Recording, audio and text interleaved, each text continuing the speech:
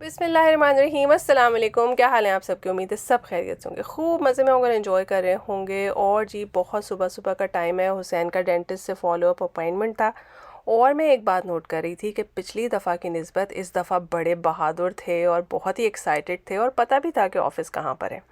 तो इससे ये साबित हुआ कि अगर इंसान को पता हो कि आने वाली मुश्किल कैसी है तो उसमें हौसला ज़रा ज़्यादा बढ़ जाता है और वो इजीली उसको फेस कर सकता है ना। तो बस जी अल्हम्दुलिल्लाह अच्छा रहा अपॉइंटमेंट। उसके बाद घर आए, अभी स्कूल जाने में टाइम था, नाश्ता वाश्ता किया और फिर इनको छोड़ने के लिए अब हम जा रहे हैं स्कूल। चाहे आपका दिन जितनी जल्दी शुरू हुआ हो या पिछला दिन जितनी देर से ख़त्म हुआ हो, आपने बहरहाल उस दिन के खाने पकाने का इंतज़ाम ज़रूर करना है, क्योंकि जितने भी मसरूफ़ हैं घर तो आके खाना खाना ही है। तो यहाँ पे मैं बनाने लगी थी लौकी का दालचा, और इधर मैंने चने की दाल और मसूर की दाल को प्याज टमाटर और सारे मसालों के साथ प्रेशर कुक कर लिया है। मेरे दिमाग में मुस्तकिल चल रहा था कि क्यों मैं इतनी मुश्किल दाल पका रही हूँ। ऐसा भी हो सकता था कि चने की दाल के साथ ही मैं लौकी डालती, प्रेशर कुक करती और वो सूखी सूखी सी दाल तैयार हो जाती। मगर नहीं भाई, हमें तो दालचा पकाना था। फिर अब दाल को ब्लेंड किया है। अब जो लोग प्रेशर कुकर यूज़ करते हैं उन्हें पता है कि ये स्टेज अच्छी खासी मुश्किल है, क्योंकि अब अगर आप इसको दोबारा 2 मिनट का प्रेशर लगाएंगे लौकी डाल के, जो कि हमें लगाना ही पड़ेगा, तो कितना विजिलेंट रहना पड़ेगा, क्योंकि दाल नीचे से लग सकती है। तो मुझे मुस्तकिल अंदर अंदर से हो रहा था कि यार मैं कितना मुश्किल काम कर रही हूँ। यहाँ पे बीफ के पसंदे हैं और उनको मैंने थोड़ा सा बिहारी मसाला लगा के रखा हुआ है। शान का बिहारी मसाला आपने लगा दिया और इसको मैं बिल्कुल ड्राई सा एक सालन पकाऊंगी। और आप देख लें ये कितने थिन हैं। आप चाहें तो इन्हें कच्चा पपीता, नमक मिर्च हल्दी धनिया पाउडर ये सारे मसाले लगा के भी रख सकते हैं, उससे भी आपको गलावट मिल जाती है। तो इंस्टेंट पॉट में मैंने इसको गलाया था और आप देख सकते हैं कि ये बहुत अच्छा गल गया है, मगर इसमें बहुत सारा पानी था। तो मैंने उसे खुले बर्तन में रखा। जितनी देर में हमारी दाल तैयार हुई उतनी देर में पीछे से इसका पानी भी खुश्क हो गया। दाल को मैंने खुले बर्तन में ट्रांसफ़र कर लिया। इस वक्त जो है वो हमने इसमें इमली डाली है। इमली धनिया हरी मिर्चें डालने के बाद आप इसको जो है वो बघार दें और लौकी का दालचा तैयार है।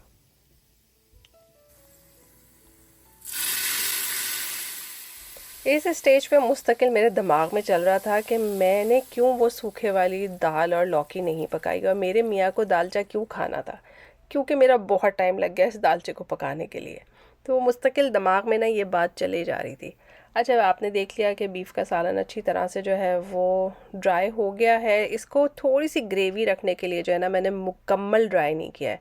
बस जैसे ही थोड़ा थोड़ा सा ऑयल दिखना शुरू हुआ मैंने इसको कोयले का धुआं दिया। इसका फ्लेवर बिल्कुल स्मोकी बिहारी कबाब जैसा होगा। अच्छा, मज़े की बात यह है, जैसे ही खाना सर्व हुआ मेरे मियाँ कहने लगे, ओह मैंने तो बिल्कुल ड्राई वाली चने की दाल लौकी पकाने के लिए कहा था। मेरे दिल की कैफियत सोचे ज़रा। मैंने सोचा आज सारे बर्तन इन्हीं से धुलवाऊंगी। क्या ख्याल है? तो जी अब बनाते हैं आज का मीठा, और वो है lemon Poppy seed mini cake with jam. है ना मज़े का नाम? बहुत मज़े के बनते हैं। इसके लिए लेमन का ऊपर का येलो वाला पार्ट चाहिए, वाइट पार्ट आपने नहीं लेना क्योंकि वो कड़वा होता है।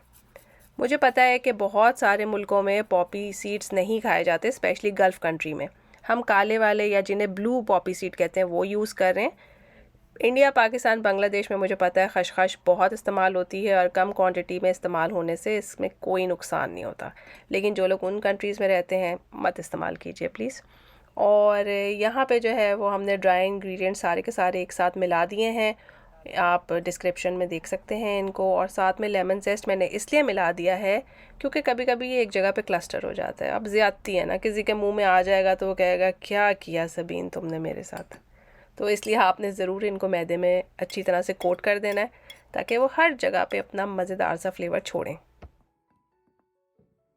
उसके अलावा अब आ जाते हैं हम वेट इंग्रेडिएंट्स में। आप सबके सब तो अब एक्सपर्ट हैं, मुझे पता है। अंडा डालना है, चीनी डालना है, तेल डालना है और इसको अच्छी तरह से ब्लेंड ब्लेंड ब्लेंड करना है।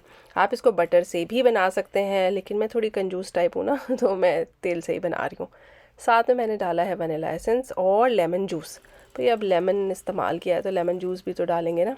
और साथ में हम डाल देंगे इसमें दूध और दही। क्या बात है! तो हम इनको अच्छी तरह से मिक्स करेंगे और फिर ड्राई इंग्रेडिएंट्स इसके अंदर डालेंगे। और अब आप चेक कीजिएगा मैं क्या करूँगी। कोई बड़ा काम आपने करना नहीं है, सिर्फ चम्मच की मदद से इसको इस तरह से मिक्स करना है। बिल्कुल ज़रूरत नहीं है इसे ओवर बीट करने की, ओवर मिक्स करने की। इस तरह के केक जो हैं अदरवाइज़ टफ़ हो जाते हैं। तो हमेशा ड्राई इंग्रेडिएंट्स को फोल्ड कर दीजिए, हल्के हाथ से मिक्स कर दीजिए, दैट्स इट। अच्छा, ये मिनी केक इसलिए बन रहे हैं क्योंकि हम नए मोल्ड्स लेकर आए थे, तो मैंने सोचा कि इसको ज़रूर इस्तेमाल किया जाए। वैसे सिलिकॉन मोल्ड में मुझे लगता है कि नीचे ग्रीस करने की ज़रूरत नहीं होती, मगर मैं थोड़ा सा घबराती हूँ तो इसलिए मैंने उसे ग्रीस कर लिया। तो अब आप देखिए कितने खूबसूरत लेमन पॉपी सीड केक बन के निकले हैं। छोटे छोटे से प्यारे प्यारे से केक हैं, नाश्ते के लिए परफेक्ट हैं। अच्छा, मेरे पास सिर्फ 6 मोल्ड थे पाई वाले, तो बाकी मैंने दूसरे में डाल दिए।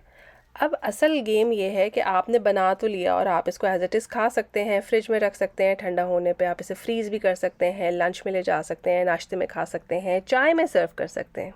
बहुत सारे ऑप्शंस हैं, है ना। लेकिन मुझे ज़रा और भी कुछ करना था कि ज़रा इसकी शक्ल खूबसूरत हो जाए। तो हमारे पास मार्मलेड है और एप्पल जेली है।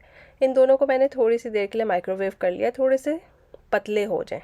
ठीक है, जैम वरना बहुत ही क्या कहते हैं, कड़क होते हैं ना, तो थोड़े से सॉफ्ट हो जाए तो स्प्रेड करना आसान हो।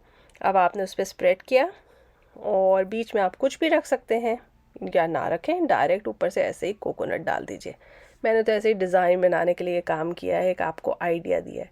अब आप इसको जैसे मर्ज़ी सजा सकते हैं, संवार सकते हैं। आपके केक हैं, आपने खाने हैं, जो आपको पसंद हो। आप अपने मुंह मियाँ मिट्ठू बनना बिल्कुल अच्छी बात नहीं होती, लेकिन ऑब्वियसली ये मैंने बनाए और मैंने खाए तो मैं ही आपको इसका फीडबैक दे सकती हूँ ना। आप लोग तो जब बनाएंगे तो आपको पता चलेगा कि कैसे हैं। तो ये सुपर सॉफ्ट थे, मॉइस्ट थे, इसलिए क्योंकि हमने ओवर बीट नहीं किया था। इसके अंदर दही डाला था, इसमें लेमन डला हुआ है। लेमन और दूध जब मिलते हैं तो वो बटर मिल्क बन जाता है।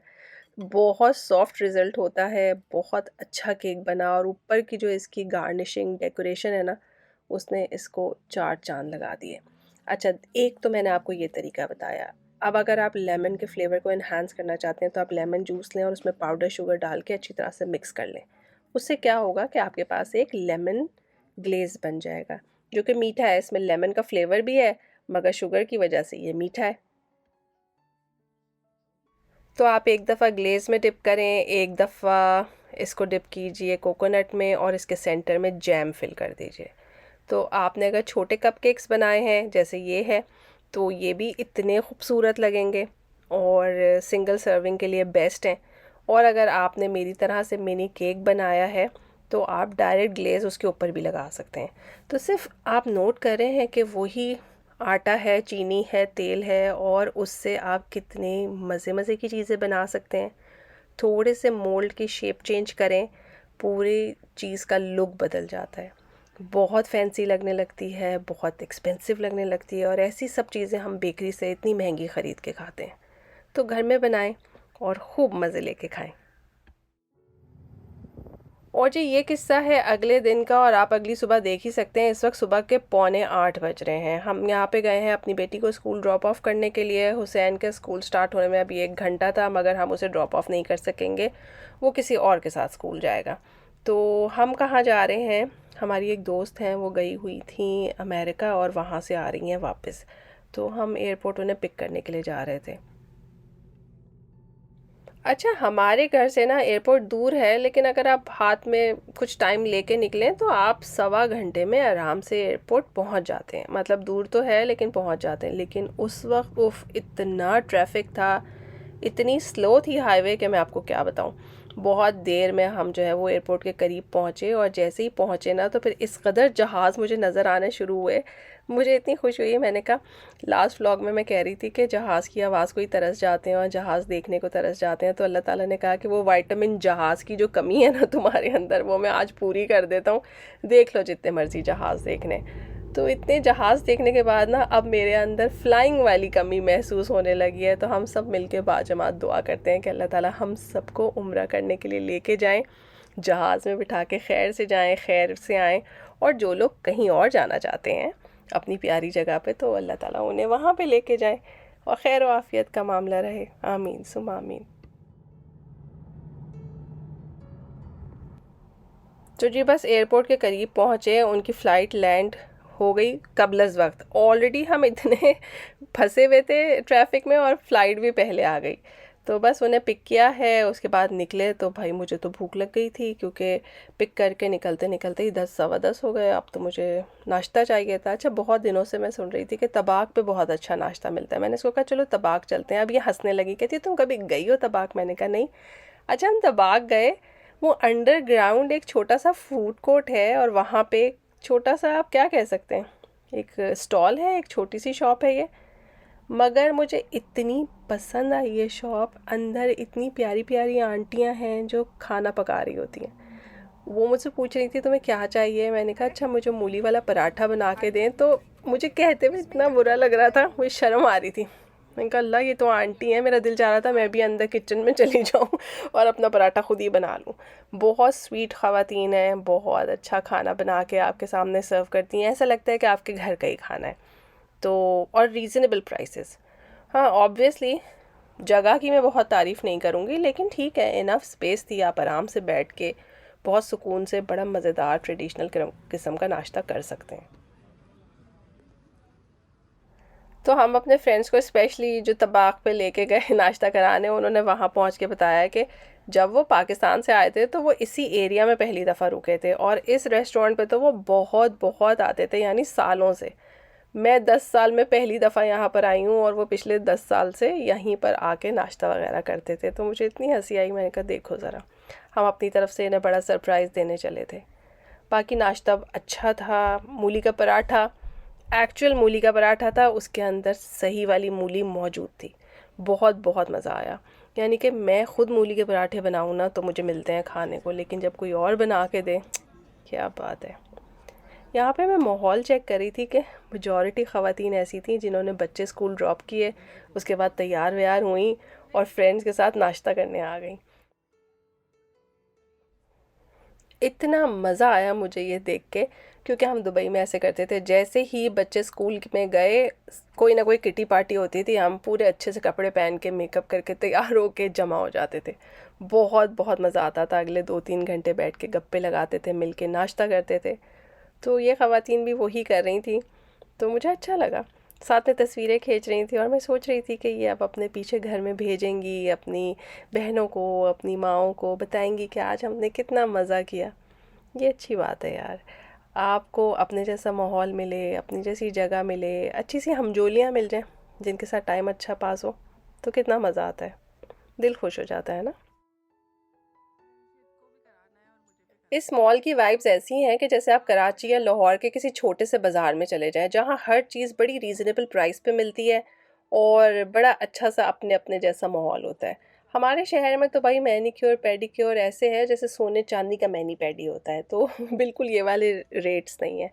तो जो लोग मिसिसागा में रहते हैं और फर्स्ट टाइम मिसिसागा में ही जिन्होंने लैंड किया था, भाई आप सबको बहुत मुबारक हो। मुझे पूरा यकीन है आपको बिल्कुल पाकिस्तान की कमी महसूस नहीं हुई होगी, आपको बहुत मज़ा आया होगा। और हमें देखिए कि हम जिस एरिया में रहते हैं, आज 10 साल बाद अब कुछ उधर पाकिस्तानी और इंडियंस नज़र आने शुरू हुए हैं। मैंने पिछले पूरे 10 साल ऑलमोस्ट गोरों के साथ ही गुजारे हैं, वॉक करते हुए, आते जाते हुए। अच्छे स्वीट लोग होते हैं, कैनेडियन बहुत पोलाइट हैं, बहुत सॉफ्ट स्पोकन हैं, बहुत वेल मैनर्ड हैं। तो बस वो अपने कोई डॉगी को लेके निकले होते हैं वॉक करने, तो हाथ हिलाते जाते हैं, वेदर के बारे में बात करते हैं, आपके बारे में कोई कॉम्प्लीमेंट दे देते हैं। तो बस ऐसे ही टाइम पास हुआ। तो अल्हम्दुलिल्लाह बड़ा मज़ा आया मुझे उस दिन अंदर से घुस के दिन की रोशनी में मिसिसागा देखने का। अच्छा, ये नहीं है कि हम मिसिसागा आते नहीं हैं, हम मिसिसागा आए हैं हमेशा रात को। कुछ खाने पीने के लिए निकले, किसी के घर दावत पे आए तो रात में आए और रात में चले गए। मतलब मैंने कभी इस तरह से फिर के कभी एक्सप्लोर नहीं किया इस शहर को। तो उस दिन अच्छा लगा। अब मैं पूरा पक्का वादा करके आई अपने दिल में कि नेक्स्ट टाइम जो है ना, वो बच्चियों को भी लेकर आऊँगी और वो भी बहुत बहुत इंजॉय करेंगी। यहाँ पे अपने फ्रेंड्स को हमने घर छोड़ा और उसके बाद वापसी का सफ़र था, तो हमारे मियाँ को याद आया कि कैम्ब्रिज में उन्होंने किसी के घर से कुछ पिक करना था। तो अब ये हम कैम्ब्रिज सिटी में हैं, और यहाँ पे मैं गुजरी तो सड़क के दाएं बाएं ना रिवर था, तो मैंने कहा मुझे यहाँ उतार दो। मैंने कभी ग्रैंड रिवर को ना चल चल के नहीं देखा, बस गाड़ी से देखा है। तो यहाँ पे ग्रैंड रिवर है, यहाँ एक मॉन्यूमेंट बना हुआ था, कुछ लोगों की यादगार थी जो डूब गए थे, जो बचाने वाले थे वो भी डूब गए थे। तो ये डैम है और ये रिवर ग्रैंड रिवर है, और इसके ऊपर जो ये डैम बना हुआ है ये कैम्ब्रिज सिटी का है। तो यहाँ मैंने खड़े होकर 5-6 मिनट गुजारे, गौर से पूरा माहौल देखा, खूबसूरत आवाज़ सुनी। आप भी सुने, आपको भी बहुत मज़ा आएगा।